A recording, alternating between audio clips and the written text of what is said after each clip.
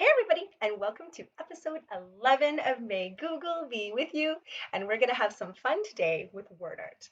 Now, what we wanted to do is showcase how we can take images, we can remove the backgrounds of the images, and we can put those images into a word art creator. And suddenly, now we can generate word clouds all in the shape of that image. This is fantastic for things like content area vocabulary. Perhaps I have a scientific concept like animal adaptations and I want the students to be able to remember vocabulary. I can also do this for affirmations for people. And that's what I'm going to do today. I know it's almost the end of the school year, and lots of people have been looking for ideas to say goodbye to their class of 2020 remotely. So I have a template for you below this video where you can actually have kids be able to type wonderful words about each other and remove the background of an image of themselves and create a very beautiful word cloud. You can take all those images and even make a slideshow or a video. So this is a fun way to be able to take words and be playful with it. There's a lot of research that talks about how we encode in our memory and how we can take images of words and it allows us to remember them more. That's why in early learning we do things like paint with words and do Play-Doh and shaving cream. There's no difference as we get older. I could just as easily take a picture of a cell and now I have content vocabulary about cellular mitosis as much as I could also make this about people. So we need a couple of things to try this along with me. You're going to need a picture. Just take a selfie. It's totally easy. We're going to be going to remove.bg and taking off the background. And then we're going to be going to wordart.com and creating our beautiful work of art. So the first thing I'm going to take you to, because I have a picture, is I'm going to go to remove.bg. Now, remove.bg is an amazing tool where it instantly removes the background of any photo. You don't need to log in or sign up, simply use the service. What's great is no data is stored. 60 minutes after you have the picture on here, all data is deleted. So you get to download that photo and put it wherever you want. For our students, we want to be able to save this to their Google Drives, especially if they're using Chromebooks.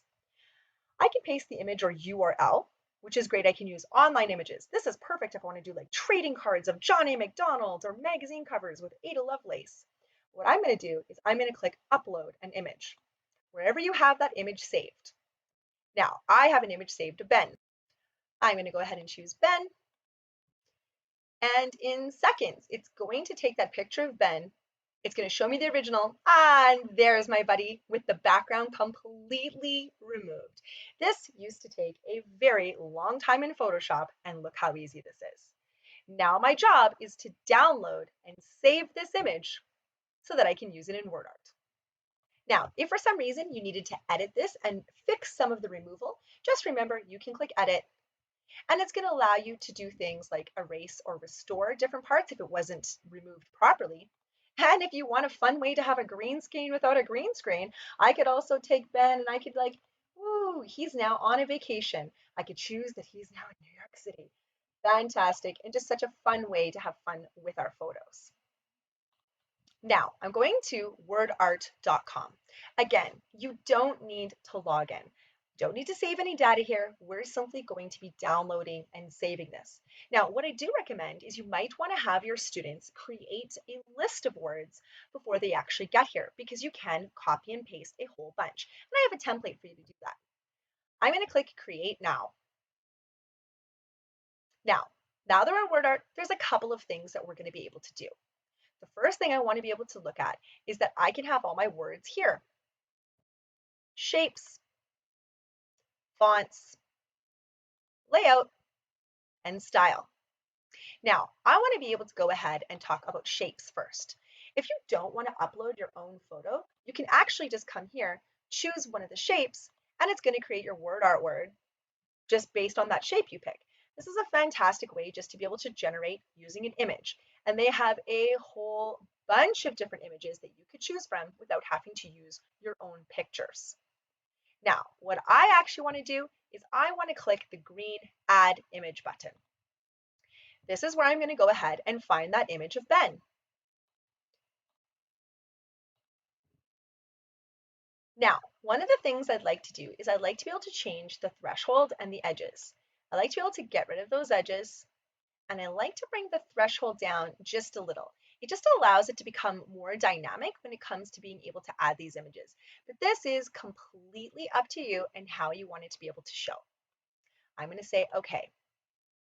Now that I have my picture of Ben, I need to be able to add some words.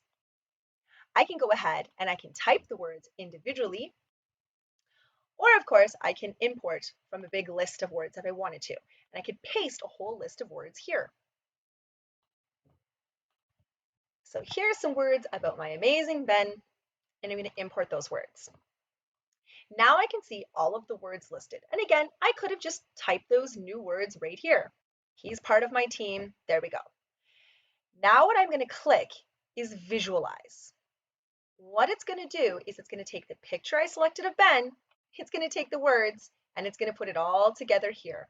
Now, what I can do is I can go ahead, if I don't want that font, I could go and pick a different font that I think is more Ben, hit visualize again. And what I love is I can see the outline of his tie, I can see his face.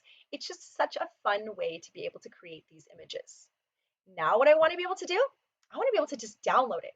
I don't want to save it to their service. I just want to download it as a standard PNG or a JPEG. It doesn't matter because I'm going to put this somewhere else, such as perhaps some Google Slides or on my Google Classroom or on my Google site, wherever I want to be able to do that.